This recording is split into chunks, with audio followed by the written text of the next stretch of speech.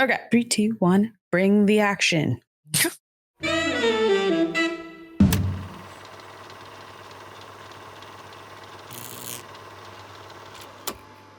Hello, cinephiles, and welcome to Silver Screen Sips. Oh, that was not enough energy. Hello, cinephiles, and welcome to Silver Screen Sips, a podcast where two idiots talk about movies. And today we are talking about Prince Caspian. Just a reminder, there are spoilers ahead for movies and TV shows that you might not have seen yet, so just know you've been warned. And we do have some news regarding the show to announce at the end of today's episode, so please stick around till the end. It is very important. Importante. And yeah, sure.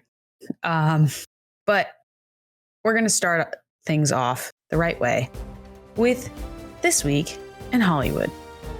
Okay, and it's funny because we were just talking about this before we were recording about live adaptations.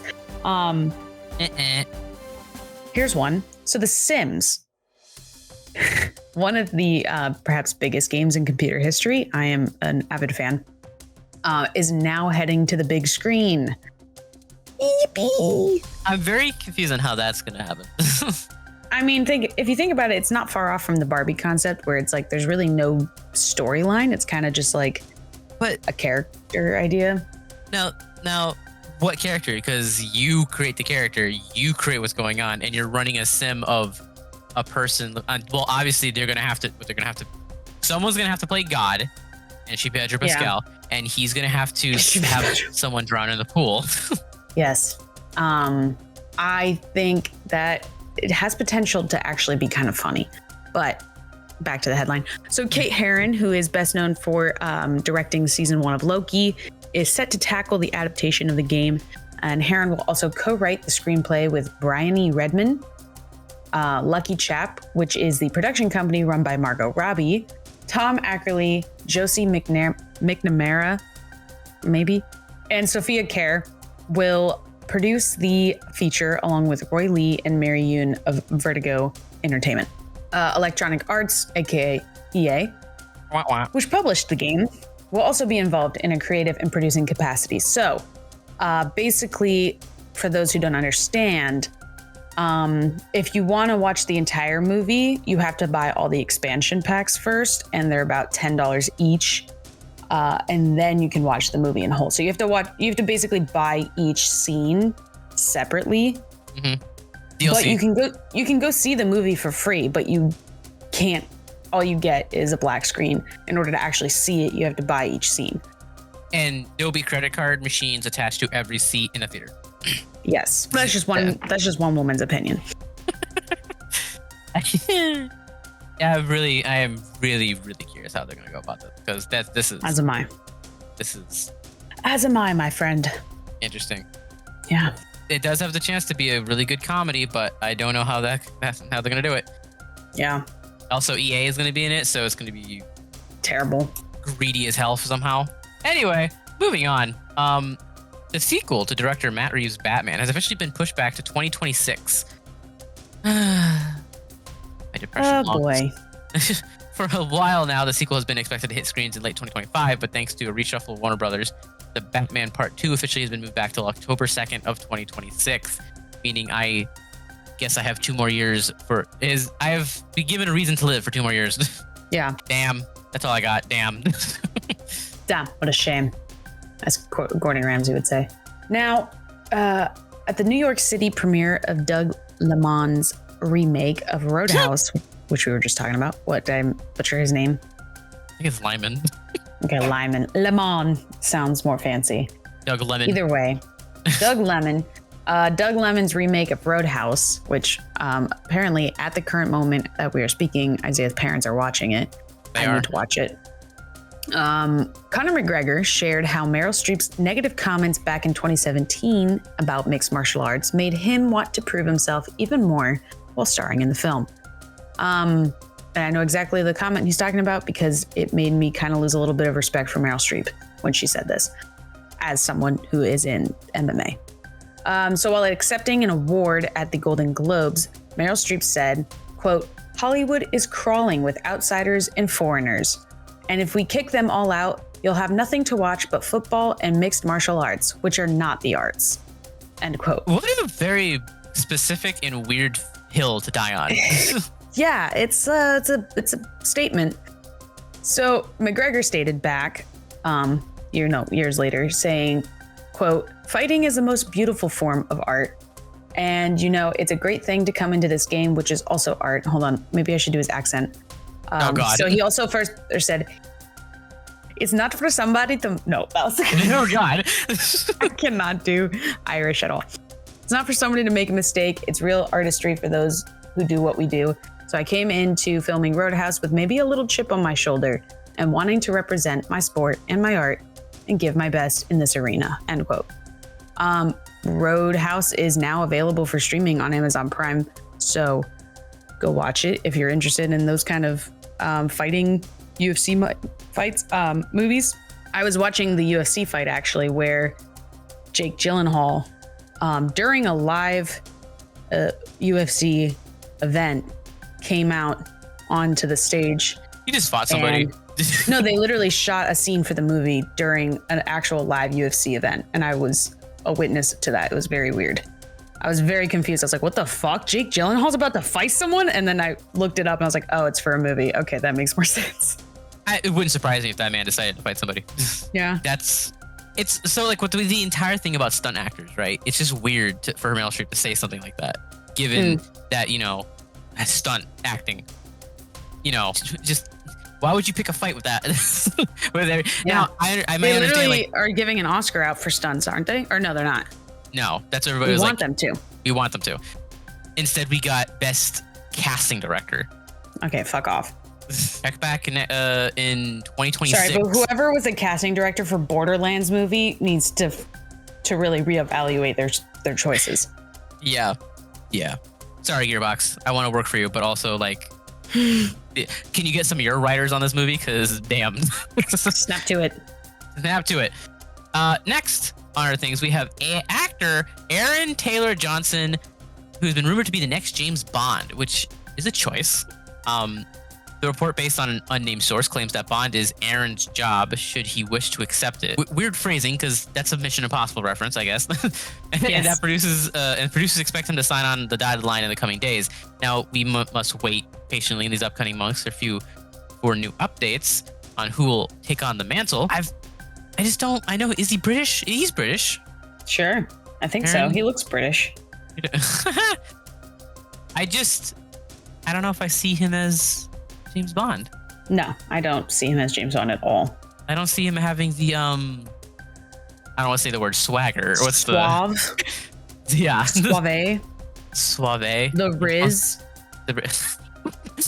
James Bond, Rizzler. James Bond, the Rizzler. I don't know. I don't see it. Anyway. I don't either, honestly.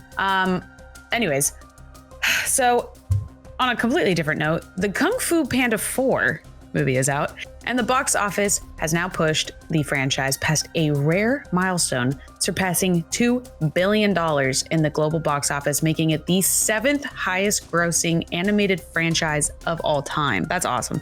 That's crazy. That is absolutely crazy. Kung Fu Panda 4 outperformed Dune Part 2 with its 58 million opening weekend, standing at 179 million globally. Now, despite the weakest reviews in the series with the it's still a 72% Rotten Tomato score, which is still very good. Wow. Kung Fu Panda 4 has the best box office success for the franchise in 16 years. So, good job, guys. I guess keep up the good work. Who doesn't love Jack Black, Now, I'm disappointed for this next one. The popular kids cartoon show, Teen Titans, is officially getting its own live-action movie. Anna Stop with the live-action adaptations, guys. We don't need please. DC, we need originality. DC. So we have Anna Nogueira, I think that's how you say her name, who's already working on the Supergirl Woman of Tomorrow script, will write the screenplay. No word yet on when it'll be on the screens, as the script has yet to be written, but we'll be on the lookout for you. What is this? But be on the lookout if you were a Teen Titans fan. If you were a Teen Titans fan. Like if you are a Teen Titans fan or you used to be. Yeah. Like, be on the lookout. Yeah. Before. If you are/were. if you are somehow a fan of Teen Titans Go, Yeah. Oy. Well, we'll put the nail in the coffin now, aren't we? yeah. There is a live action Teen Titans TV show that we don't talk about because it's super cringe. But That sounds super cringe. it's mostly because oh my god, I remember about a few years ago when they had because they were making Teen Titans all dark and gritty and all this stuff. So they had Robin. The promo of Teen Titans for season 2 of the TV show was Robin beating up a bunch of people, but like it was super bloody, and then him flinging like a batarang or something, or like the Robin ones into somebody, and him looking at he turns to the camera, he does a full 180, looks dead in the camera, and goes, "Fuck Batman," and then that's it. It shows Teen Titans. God. And they're like, "Oh my god, we're so dark and gritty right now." Oh, Oh my god, it sounds too good to be true. I know. I'm gonna find that video. Put it in the Discord. It's Shameless hilarious. plug. Well, that concludes This Week in Hollywood. You can find all of our sources cited on our Discord channel, along with the video that Isaiah is about to post. Now, obviously today we talked about, obviously today's episode is all about Narnia, Prince Caspian. So, since I tackled it last week, why don't you kind of take a second to explain what the fuck the movie's about? All right, guys. Good luck. The gang is back. They have fallen. They haven't gone through a wardrobe this time. They were in a London subway station because... Like Harry Potter. Just like Harry Potter. So they end up back in Narnia, and it's super far in the future. It's like 1,300 years in the future. It's like centuries in the future. Yeah. And everything they've known is gone. All Narnians are gone. They're like hunted down and stuff. And they're like, what the hell happened? So they got to go find out what happened. They run into this dude named Prince Caspian. Caspian is the prince of the kingdom that took over and basically committed mass genocide against Narnia. You know, the usual. The usual. And they're kind of like the Spanish Empire, I guess. And then it goes all like Hamlet. Is it Hamlet or is it Macbeth? It goes one of those where the king is like trying to kill the prince and then trying to take over, and then I think that might be Hamlet. I feel like it's Hamlet. No, that's Macbeth. No, Macbeth has to do with the woman who sleepwalks. I'm sorry, what? Macbeth is the woman that sleepwalks and kills someone in the movie or in the story. I don't think that's Macbeth. What am I thinking of? I have no clue, because Macbeth is about the king who is about a guy who murders the king in order to become the king, and then becomes so paranoid he ends up killing. He ends up like. You're right. It is Macbeth, but she does sleepwalk. Lady Macbeth's guilt in the murders of Duncan, his 2 guards, and Banquo starts to undermine her emotional stability, leading her to sleepwalk and imagine there's blood on her hands that she can't wash away. Yes. Okay, so yes. We were both right. That's a specific thing to take away for that. I don't know. It just caught my attention out of that whole story. Anyways, back to the whatever this is.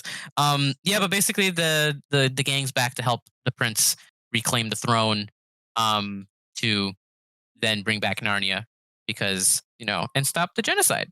Because they're also racist against the Narnians, which is why they caused the genocide. Exactly. So that's basically the plot of the movie. 2.5 hours long.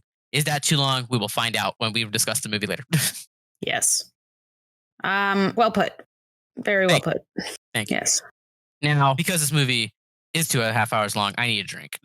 Yes. So let's get into Big Lou's Big Brews. I'm so glad you said that, Isaiah. Yes. So, on today's episode of Big Lou's Big Brews, Lewis has actually brought us a drink. Mm-hmm. Today, we have what is called the Lion's Tail. Ooh. Can you guess why it's called that? Aslan, which is funny enough, he's not in 95% of this movie. But they talk about him about 95% of the movie. That is true. They do talk about him a lot. So this was found on liquor.com. Wow.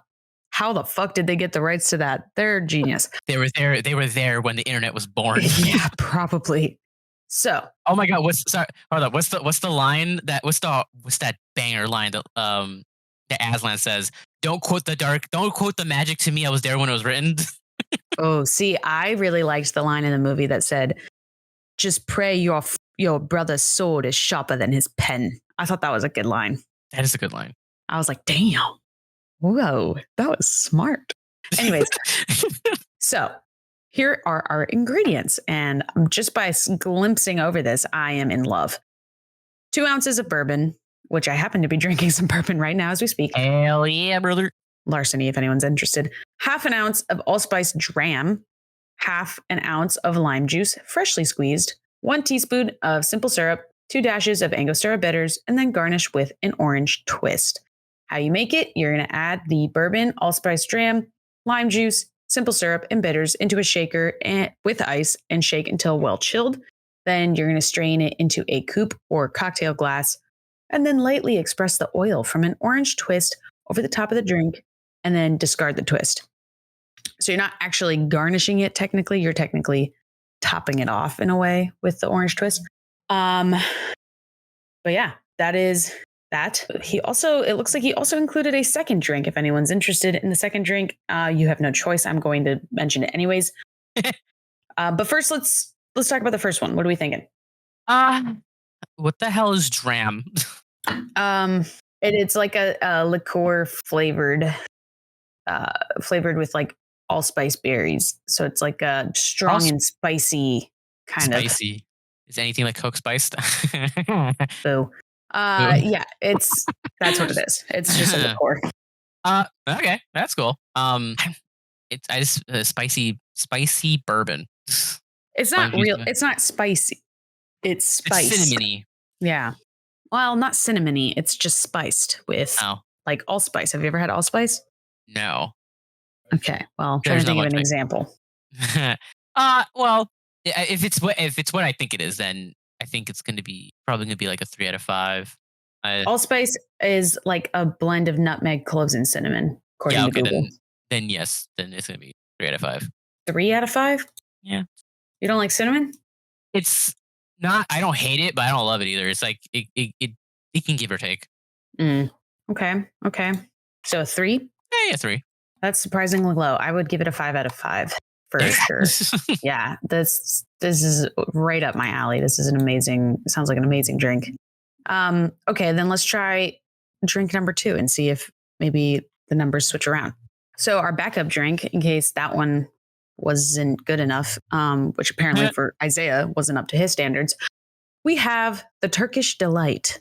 Oh boy. Oh boy. This now you can get this just off the name for you. Yeah. You can get this one off Imbibe magazine or Imbibi. I don't know how to say it. Magazine.com. You can find these also on our Discord. If you guys have trouble finding these online, go to our Discord channel. They're right there. Now, this has got to be a reference to something. Probably. The powder dusted sticky candy may have inspired this Turkish Delight cocktail recipe, but its bold, perfumed flavor is a far cry from the dessert's syrupy sweetness. Blech, I hate Turkish Delight. Here are the ingredients. 2 ounces of vodka, 3/4 ounce of fresh lemon juice, 3/4 ounce of Ceylon tea syrup, and 2 dashes of orange bitters. You'll need a shaker strainer and a fine strainer. And you'll be using a coupe glass, and then you'll be also garnishing this with orange blossom water. So you combine all the ingredients, shake and double strain into a chilled coupe misted with orange blossom water. And that's how you make that drink. I like this one. So very orange forward, very citrusy. Mm-hmm. What do you think? There's a caveat to it, but I would give it it's going to be a 4.5 out of 5. The caveat is that I can't have too much of it because I have food aversion to things that taste like orange. Well, you could just, never mind, have 2 of the ingredients are orange flavored. You could just replace it and have it not be orange. Yeah. Well, okay, 4.5. I would give it a 3. It's too acidic for me. I think it would upset my tummy. But I wouldn't mind having a sip. So yeah, I'll give it 3.5, actually. I'll give it a 3.5. Okay. So thank you, Lewis, for the 2 drinks. What a surprise. What a fun little treat for us. Making up for episode 1. For missing the last. That's probably what he did, honestly. Now that we are done with Big Lou's Big Brews, we'd like to take a moment to thank the sponsor of today's episode, Shaker and Spoon. It's a monthly subscription service that gives you bar quality recipes and ingredients designed by award-winning mixologists. Now, their latest box, The Ballad of Irish Whiskey, features incredible Irish whiskey cocktail recipes. So if you'd like your very own box to drink along with us, then you can head on over to shakerandspoon.com and use our promo code SIPS10 to get $10 off your first subscription. Again, that is promo code SIPS10 to get $10 off. Yeah. Now, I got a question for you. Do you The best now? question of the day. Oh, yeah, I do. Ooh, it sounds like a doozy. Not really. It's just a thinker, I guess. I just want you to choose wisely. Okay. So, I mean, they touched on this in the last movie, but I felt like this one, it was a little more prominent of a factor. So, No, will not have Turkish Delight. Yeah, right. So, obviously, in this movie or in the movies, Peter, Susan, Lucy, and Edmund all are knighted, I guess would be the word. Like, what is it called when you're called? What is it called when you're given the title king or queen? Coronation. Sure, coronated to King Peter and Queen Susan and Queen Lucy and King Edmund, right? Mm-hmm. But they also have a little royal title name afterwards. So it's King Peter the Magnificent and Queen Susan the Gentle and Queen Lucy the Valiant and King Edmund the Just, right? Yeah. So my question is, what do you think your like royal name would be? King Isaiah the what? The weak? No. Here, I'll tell you what yours would be. Uh-huh. King Isaiah the Nimble. The Nimble? Nimble. I think that's a good one. Nimble. Do you know what that means? Not like I know what it. Yeah, but like it's quick and you're like quick and fast. You're like agile. Nimble. I'm the mouse. Yeah, Queen. I always called you Queen Isaiah. All right. I know I'm a queen. The Slayer. I'm a fashion queen. Yeah. What would you do? What would you call yourself? Or what would you like to be called, I should say? I don't know. That is a good question because I don't know what I would call myself. I feel like you don't get to choose. I feel like I have to give it to you. And I don't feel like it's something I would give. Like I would give myself. But I'll give you yours and you give me mine. How's that sound? Okay. Yes. So Nimble's a contender. Let me think a little more on it. Queen Beth the Gay. No, I was kidding. Well, King Isaiah the Furious. The Furious? Because yeah, you I'm are very angry. You are an angry fella, but you can also be like fast and furious. You know, like you could be like furious and like passionate or something. You know what I mean? Like furious has so many connotations. I like that one. I like furious. King Isaiah the Furious. That's a good one. The Führer. No, not that. Oh. No. Not that. Maybe Queen Beth the Anxious. Yeah, that's good. That is good. Yeah. That's me to a T. Mm-hmm. No, it's got to be something that, like, if like another kingdom heard it, they would respect it. You know, like the King Isaiah the Furious. That's a well-respected king right there. Yeah, Queen Beth the Anxious is just not. We can take over that kingdom right now. Yeah, I'm like, you know what? You could just take my castle. It's totally fine. Like, it's not a big deal. I was going to give it to you, but it's, you beat me to the punch. You beat me to the punch. It's totally fine. Or you're like making a law or something. You're like, I don't know. What do you guys think? Do you guys think that's a good idea? You don't have to follow if you don't want to. You know, we're not going to rush you. Don't have to. You literally could rebel right now, and I would be totally fine with that. Like, I totally understand. That's hilarious. No, I think yours would be it would have to do something with strength. So give me a second. I got this. There's a word that I'm thinking of, and I cannot. The strong? No, that's too. Queen Beth the sturdy. The sturdy. Hey, yo, sturdy right now. Ew, get sturdy with it. No way. Imagine not having a choice. Like, what if you just got like the lamest? Like, what if you did get Isaiah the Nimble? Like, that's just so like. I'd be like embarrassed. I'd be like, damn, really? That's the best you come up with? I'm gonna side eye Aslan as he gives me that. Yeah. No, I think Queen Beth the Vehement. The Behemoth? No, Vehement. Vehement. I've never even heard of that word. It's like a degree of. It's the same thing. It's like degree of intensity or feeling. The vehemently. Is it? Yeah, vehemently. It's Marked by forceful energy, powerful. That, or it would definitely be. Sorry, Queen Beth the Robust. The robust. No, that is someone you don't. That is someone you don't want to. What do you call it? They are not anxious. I like robust. That, or obviously the obvious one would be Beth the Mighty. Oh yeah, that's a good one. Beth the Mighty. I like that one the most. What does Welly mean? Welly is Welly? short for Wellington. That doesn't help me. That's what I was thinking of. I was like, Wellington? Power or vigor? Beth the Well. Beth the Welly. Powerful. Beth the Mighty is good. I think, yeah, Mighty. There's a literal show, a cartoon show. Do you ever remember the Mighty Bee? Oh yeah. Yeah. I used to love that show just because her name was Bee. And I was like, oh my God, that's me. Even though she was annoying as fuck. You know what comes to mind when you think of Beth the Robust? Boobs. No, I was thinking of like I was thinking of like a muscle builder, like, like super. No, never worked on leg day, but arm day every day. Yeah, right. That's robust person. She can concave your chest with one flick. And I think those are good. Those are good things. Yeah, I agree. I have something to replace nimble. Well, we have yours. What is mine? Nimble? The Furious. Oh, right, the Furious. Never mind. Yeah. Why? What did you think? Well, if we had to go with nimble, I would have preferred. Oh, what? No, that's not what I thought it was. My bad. It says fleet-footed. Fleet-footed? Yeah, no. The dexterous. Twinkle Toad. Yeah, Isaiah the Twinkle Toes. I just feel like I'm getting talked down to like by Toph all the time. Isaiah the Tiny. Is there? All right, I'm Napoleon. Yeah. All right. That was fun. That was a good one. Fun times. Yeah. Now, what do you have for us today for facts? I hope there's some. There are some. I don't have a lot. I'm surprised I have as many as I do, to be honest with you. Oh boy. Okay, I'm listening. So we're going to talk about actors who almost played Prince Caspian. Oh, okay. I'm hearing. I'm listening. I'm hearing. Wow, that's new. Okay.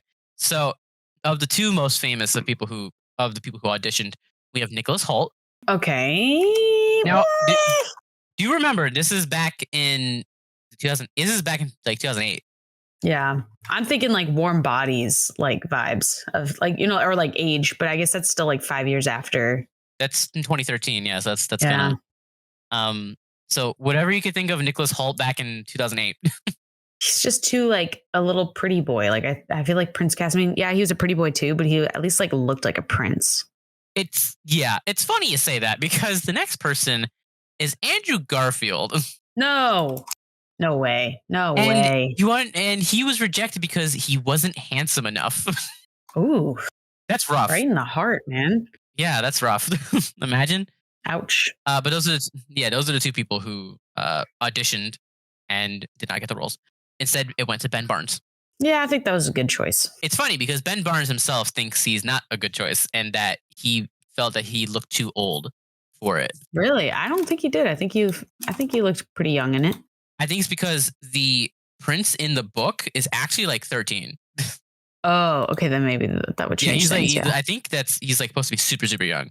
Well, he looks like, I would say 17 or 18 in the movie. So yeah, he looks, for what we expect, for what we got, he's exactly what I expected. Yeah.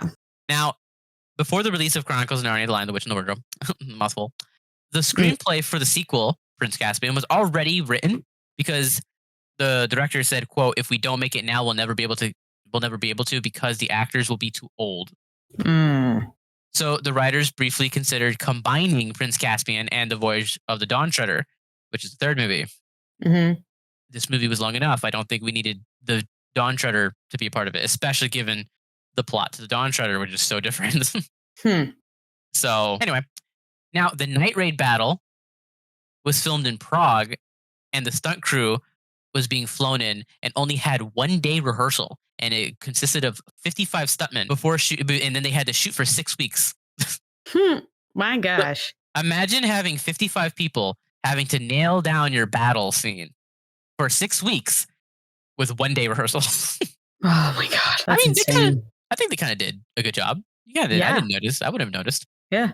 There were certain points that I was like, ooh, they did not make contact there. Like it was very obvious, but that's more on the camera's part than the actors.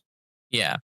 Now, to film scenes that needed CGI in post, they would have a large silver ball.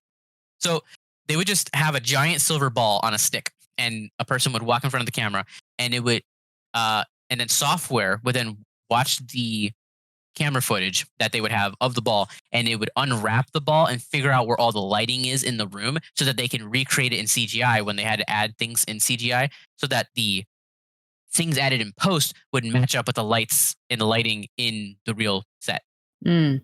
Which, by the way, this is again 2008, so some of the CGI stuff, like the way they did things is obviously a little rudimentary now because we have like a lot of more advanced technology. But the way they were doing things back then was pretty interesting, having this giant silver ball so that a computer can read it in the footage. That is crazy. And another thing for the footage to be rendered, what they would do is basically they would film everything, right? And then the camera would then map out the environment based off of the images that came from the stuff they filmed. And then it would map out a 3D environment based on the footage. So it kind of figure out where everything's supposed to be, right? Whoa. And make a 3D map of it so that they can then add stuff in post when they need to like remove something like a light or a bounce sheet or something like that, right? Mm. But the problem is that when the camera would move around too much, or like, it would whip, it would get too blurry, and then the camera would not be able to figure out where it's oriented, and then it would just kind of like screw up the program. So what they would do is they would have these tiny red LED lights that they would stick every like 15 feet on things that needed to be like, to keep track of things, right? So that way when the camera like whipped to something and it got really blurry, it would still be able to track the red dot of the light and be able to figure out where it's still at. Interesting. Yeah, so that way they were able to, if they could follow, they could like have a camera on someone's back, right? And they could just run around like doing shaky cam, like like gorilla style, and it would still be able to figure out where it's at in post. Wow, now we just that's have incredible. Now we just have AI that figures it out. Yeah. Now Shane Rangi, who plays Asterius, aka the werewolf, he's the guy who holds up the gate when during the night raid. That's not a werewolf. His name is a werewolf. Apparently. Isn't the werewolf like the literal werewolf in the movie? Is there a werewolf in the movie? Yeah, it's the guy that like almost tries to make Caspian like sell his soul to the witch, basically. No, that's also a werewolf, but this werewolf. I thought the other one was like a bull thing. Sorry, no. Shane Rangi plays like 6 different characters in his movie. Oh, okay. So he plays Asterius and the werewolf. Gotcha. So and Asterius is I don't know. I'm not sure what the Minotaur is the name of the creature I was thinking of. Yes. Yes. So then he plays the Minotaur that keeps the gate up during the night raid battle. Mm. So when they were filming the beginning of the night raid, where he runs in, they had done it like 4 or 5, 6 times, and every time he did it, he made it to the gate. The problem on like the 7th time though is that they were doing the gate and it was too low, and he just rammed his head right into the bottom of the gate. Oh, ow. And he ended up, obviously there's footage of it from behind the scenes. You have like the assistant director running towards him, and be like, "Oh my God, are you okay?" And the guy's like, "Nah, I'm ready to go. Let's do it again. And they're like, "We can't. You hit the thing so hard that the eyes busted out and the teeth are broken." Oh my gosh. Not of his face, of the prosthetic head. Wow. So yeah, they're like, "Oh my God," but he did pretty good job. He was like, "I'm ready to go." Oh my God. And now Wild for our man. final, yes. And now for our final fact. Yes, there wasn't a lot. Tilda Swinton, as you know, plays a quick scene in this movie. Yes. She's probably in here for like 5 minutes. However, her and her 2 children actually cameo later on at the end of the movie as centaurs. Interesting. I'm now looking it up. Oh yeah, look at that. There's a picture of her as the centaur. Can you send it in the chat? I didn't see. Yeah, I got you. I don't know about her kids, but there's her. Yeah, I don't know what they look like. Okay, I'm sorry. Whoever took this photo of her, it really did her dirty. She looks like fucking Smeagol. That's rough. That's so rough. That should be our thumbnail. That should be our thumbnail. Smeagol. Tilda Swinton is Gollum. Yikes. Smeagol. Where's the ring of power, Edmund? That was your last fact you said? That was the last fact. I have a fun little fact. Wow. Not about this movie, but it is about the upcoming Narnia movies that Greta Gerwig is set to direct for Netflix. So apparently, Saoirse Ronan has teased the possibility of joining the cast for Is she the gonna movie. play the white? Is she gonna play Jadis? No, That'd be they're thinking weird. of her being Susan. Huh. Yeah. It's all rumored, but I mean, she did say in an interview that she's literally like, I want to be in this movie, even if it's just as an extra, I want to be in the movie. So, and she's been in a lot of Greta Gerwig's films as main characters. So I would not be surprised. So we'll see. Indeed. All right. Do you want to start with what you thought of the film or shall I? I've been talking. You go ahead. Okay. Gladly. So, hold on. Let me pull up my letterboxd here. Yeah. Because I'm curious what I rated the first one as a comparison. Because I rated the first one a 3 and I also rated this one a 3. Oh, I never rated it. I'm rating it a 3 right now. I will do that later. So, first off, didn't know Peter Dinklage was in this movie, and he is honestly top tier in this film. Big reason why the film is as good as it became. Not saying it's an amazing movie, but he made it better. I think, of course, the practical effects, the use of CGI in the right timing, like the prosthetics, everything are just top tier, just like the first one. They didn't skimp out this time around, and I'm glad they didn't. Very like Lord of the Rings quality. And I know we talked in the last episode how there's a lot of inspiration from Lord of the Rings and vice versa. And like they both kind of are intertwined in a way. And it shows. Very well done. I love a good prosthetic character. I love when there's like beasts and stuff done through prosthetics and not through CGI. Oh, it's so good. Chef's kiss. So I had quite a few gripes with this film. My biggest one being that Caspian and Peter were just having one big pissing contest the whole movie. Yeah, that wasn't very, very cliche toxic masculinity kind of role. And it was like, can we not do this? It's very annoying and immature. I think that was a review I liked on Letterboxd of being like the real villain here was the men. Yeah. So another issue I had with it too is I think the whole Susan and Caspian love story just felt unnecessary, as most love stories do in those kind of films. It felt super forced considering they barely speak to each other throughout the whole movie, and really all they do is exchange looks to each other until practically the end, where they're like, I don't want to leave you. And you're like, where the fuck did this come from? Like, you've just been looking at each other this whole movie and now all of a sudden you're kissing the man. Like, just so weird.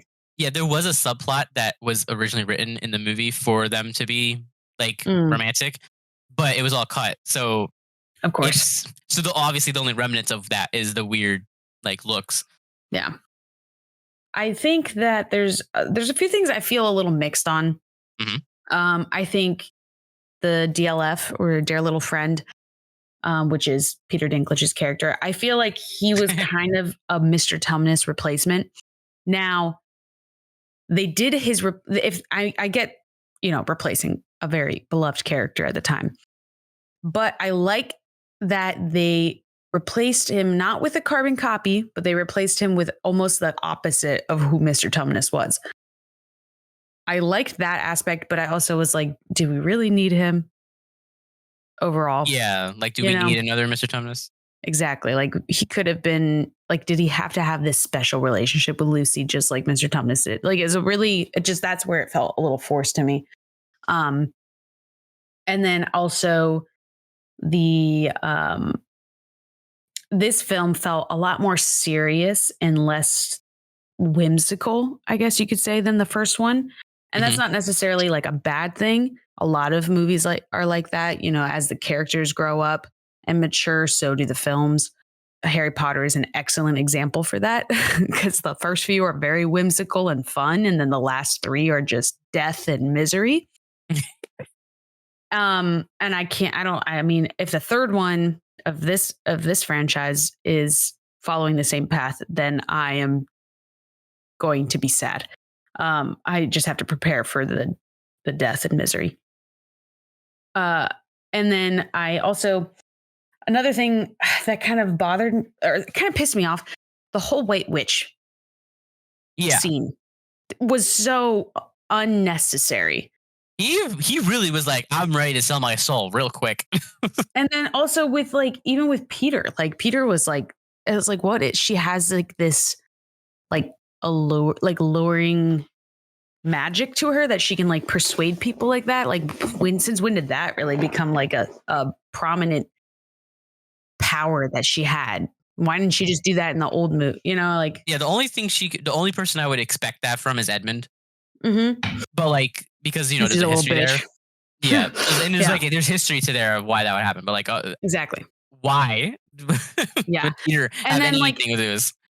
And then like Edmund just immediately kills her like with ease. It was like, okay, what was the whole point of that? Like, it doesn't really cause any conflict between. Like, you would think because of that whole thing happening, it would cause conflict between Peter and Caspian, but it doesn't really. It's more of just like, they're just like, I'm the alpha, and it kind of just completely kills that whole side plot. It's like, okay, what was the whole point of building this thing up where you're like, oh, maybe Caspian is, now Peter could have this whole side thing where he doesn't quite trust Caspian just yet, but they don't do that. They just kind of kill the White Witch a second time and go on their merry way and continue. So it just felt very stupid and unnecessary. Conflict for conflict's sake, just to add one extra scene. Tension. Yeah, exactly. With no consequences. Yeah. The only other two things I had, this one's a short one. I wrote, you mean to tell me a tiny ass rat's tiny ass sword is killing people? Like he literally like cuts their Achilles tendon and they just fucking die. It's like, how did that work? He's poking them in the jugular and they're bleeding out very, very slowly. It's like getting stabbed with a needle. It's like, you don't die from getting stabbed with a fucking needle, Yeah. Where the hell is he stabbing them with? He's like stabbing them like in the, it's like, okay, well, he's cutting them up in the face. It's like, okay, then you just have a really bad scar. You don't die from that. Yeah. And lastly, I thought that the whole water guy, whatever the hell that guy was, felt very is that who that was supposed to be? No, Poseidon? I have no clue. But basically Poseidon, yeah. Basically it felt Poseidon. Very, very Ex Machina. I thought the entire fact that Aslan showed up was Ex Machina because he's got just basically, he's God. Like he can just do anything. Yeah, he can do whatever the fuck he wants. I'm surprised he didn't turn all that water into wine. But like, it just felt like, okay, in the last film, the Ex Machina was Edmund saving Peter, right? Yeah. In a way, but that felt justified. That was like, oh, the younger brother who's always been kind of picked on by the older brother comes and still saves him because he still loves him. Like there's a reason and there's a lot of emotion and motivation behind that. But this one, no, it's just, we don't know what the fuck to do with all these people. They're outnumbered. You know what'll take care of them? A huge water god creature that'll just wipe them all out. Thanks, Aslan. Thanks, Aslan. Apparently you can break the sound barrier with your roars.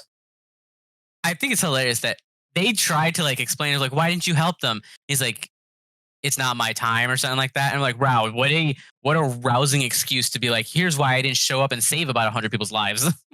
He's like, it's on vacation. I feel like it.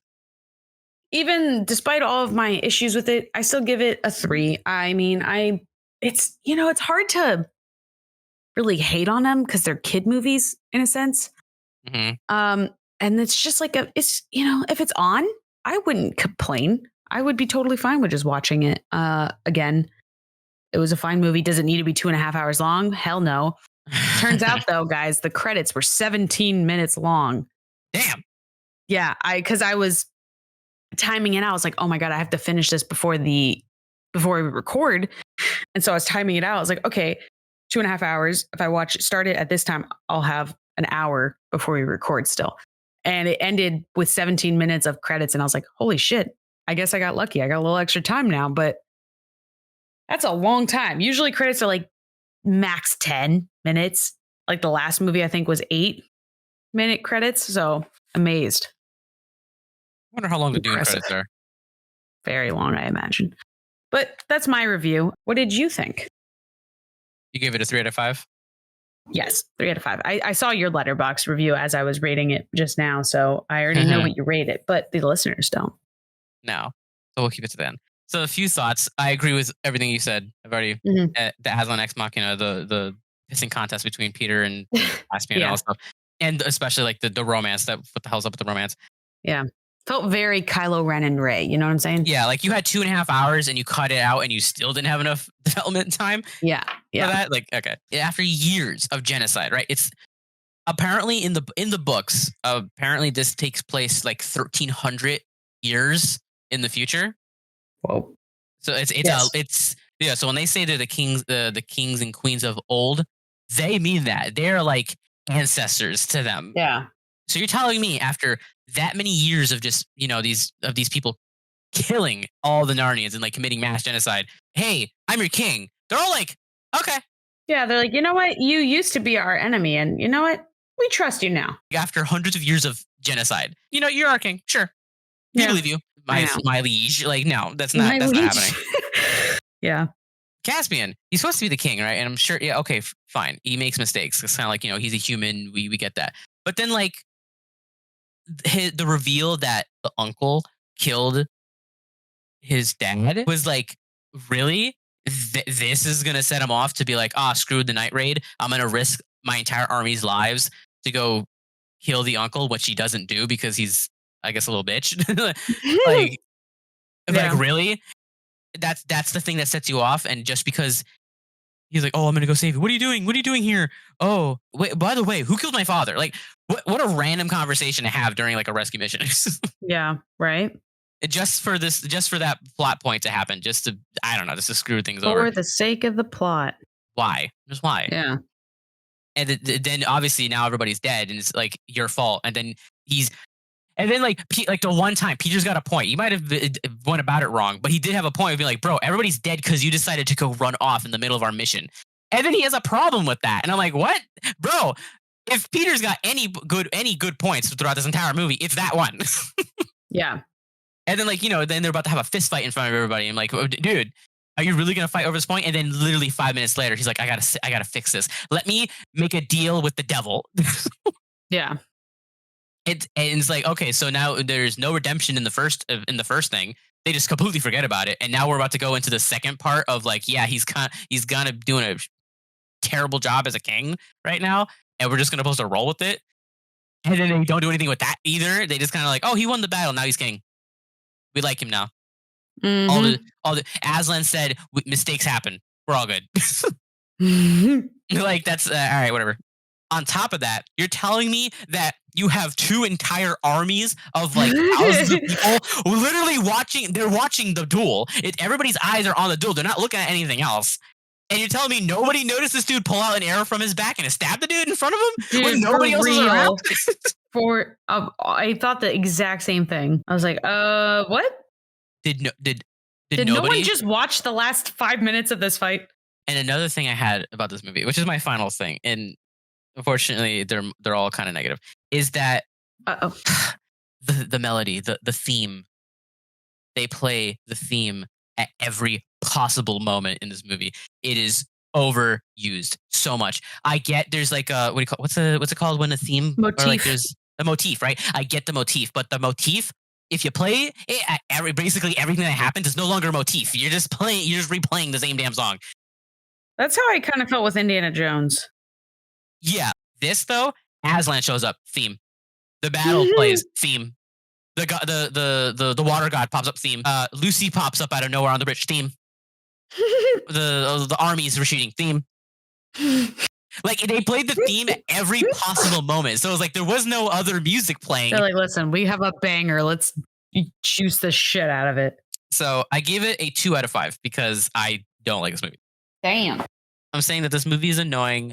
It is bloated with things it doesn't need for 2.5 hours. And then it also has a bunch of things that it should have had in those 2.5 hours and didn't do it. So yeah. So it's a 2 out of 5 for me. I don't think it's a good movie. It's same. There are worse movies because there's movies that are like incompetent. But I think that the movie is just not a good depiction of what it should be. Fair enough. I get that. Yeah, so those are all my complaints. Right. For a kids movie, you can forgive it a little bit, but like, Yeah, that's kind of what I was saying. I was like, for a kids movie, it's fine.